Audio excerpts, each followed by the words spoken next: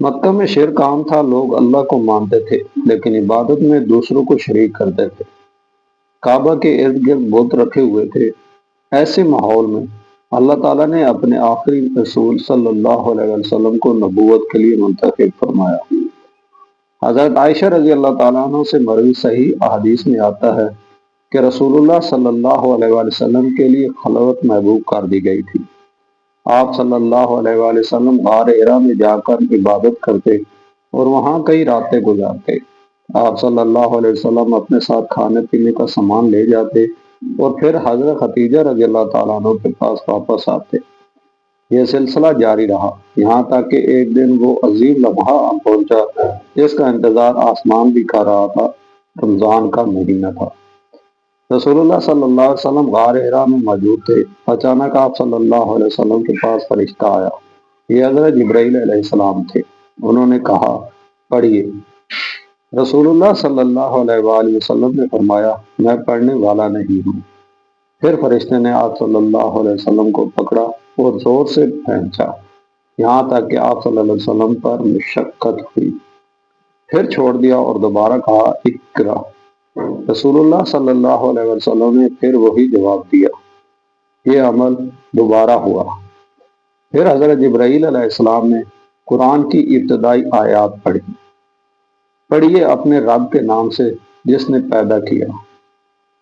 اس نے انسان کو جمے ہوئے خون کے لوتھڑے سے پیدا کیا۔ پڑھیے، اور آپ کا رب سب سے زیادہ قریب ہے جس نے قلم کے ذریعے تعلیم دی۔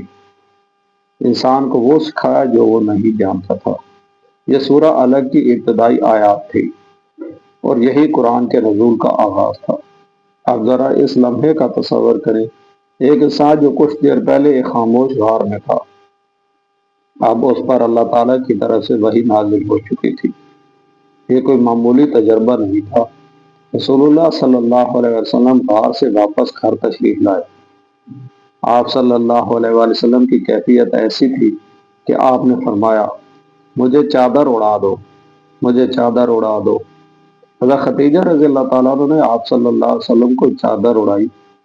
جب آپ صلی اللہ علیہ وسلم کی گھبراہٹ کچھ کم ہوئی تو آپ صلی اللہ علیہ وسلم نے حضرت خدیجہ رضی اللہ تعالیٰ عنہ کو پورا واقعہ سنایا اور فرمایا، مجھے اپنی جان کا خوف محسوس ہوا۔ حضرت خدیجہ رضی اللہ تعالیٰ عنہ نے وہ تاریخی الفاظ کہے جن میں محبت، ایمان اور اعتماد سب کچھ موجود تھا۔ انہوں نے فرمایا، ہرگز نہیں، اللہ کی قسم، اللہ آپ کو کبھی رسوا نہیں کرے گا۔ پھر انہوں نے رسول اللہ صلی اللہ علیہ وسلم کی صفات بیان کی کہ آپ صلی اللہ علیہ وآلہ وسلم رشتہ داروں کا حق ادا کرتے ہیں، کمزوروں کا بوجھ اٹھاتے ہیں، محتاجوں کی مدد کرتے ہیں، مہمان نوازی کرتے ہیں اور حق کے کاموں میں لوگوں کا ساتھ دیتے ہیں۔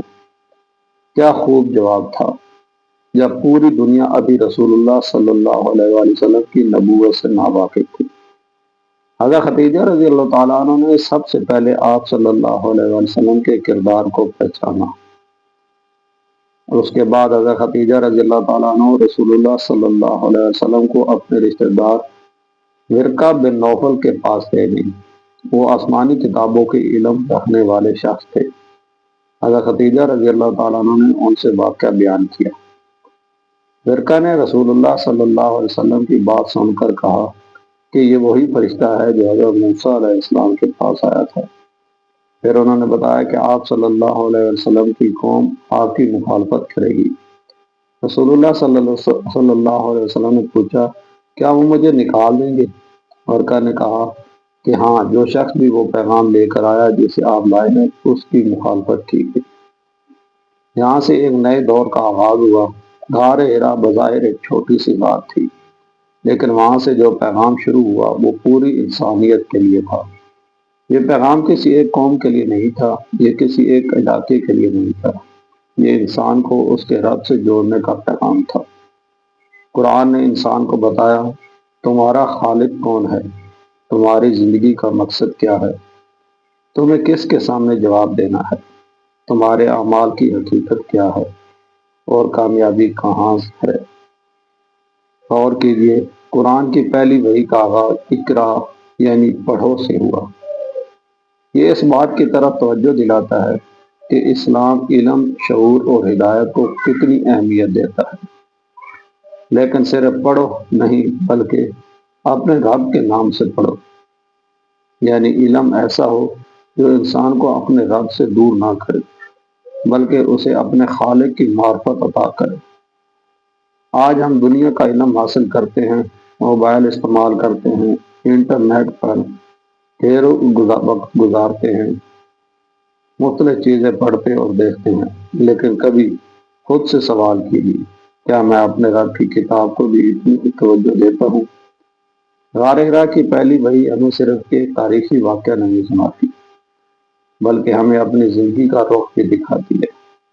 اس واقعے میں ایک اور عظیم سبق چھپا ہوا ہے۔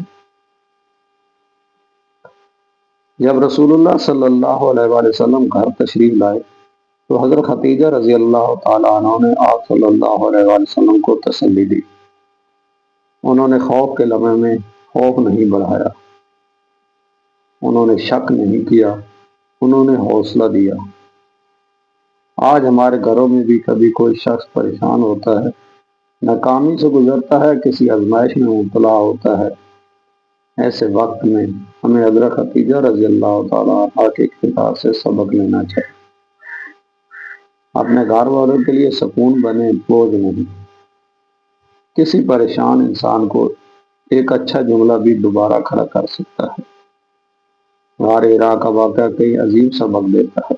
اللہ تعالیٰ اپنے بندوں کو اپنے مقصد کے لیے پیار کرتا ہے۔ تنہائی اگر اللہ کی یاد اور غور و فکر کے لیے ہو تو انسان کے دل کو بدل سکتی ہے۔ اللہ کی طرف سے آنے والی ہدایت انسان کی پوری زندگی بدل سکتی ہے۔ مشکل وقت میں اچھے الفاظ انسان کو مضبوط کرتے ہیں۔ قرآن صرف پڑھنے کی کتاب نہیں بلکہ زندگی کی رہنمائی ہے۔ ذرا دوبارہ اس رات کو ذہن میں لائیے، ایک پہاڑ، ایک خاموش بات، ایک اللہ کے برگزیدہ نبی صلی اللہ علیہ وسلم اور حضرت جبرائیل علیہ السلام کا آنا، پھر وہ لفظ اقرا اور پھر قرآن کا نزول شروع ہوا۔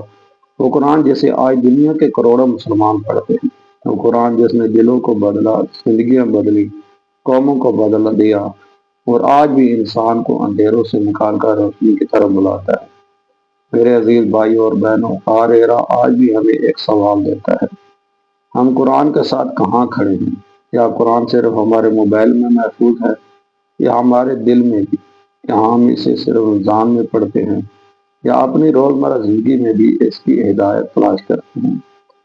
پہلی وحی کا پیغام آج بھی ہمارے سامنے ہے، اپنے رب کے نام سے پڑھو۔ تو آج ایک چھوٹا سا عہد کریں، روزانہ قرآن کے لیے کچھ وقت نکالیں، چاہے چند آیات ہی کیوں نہ ہوں۔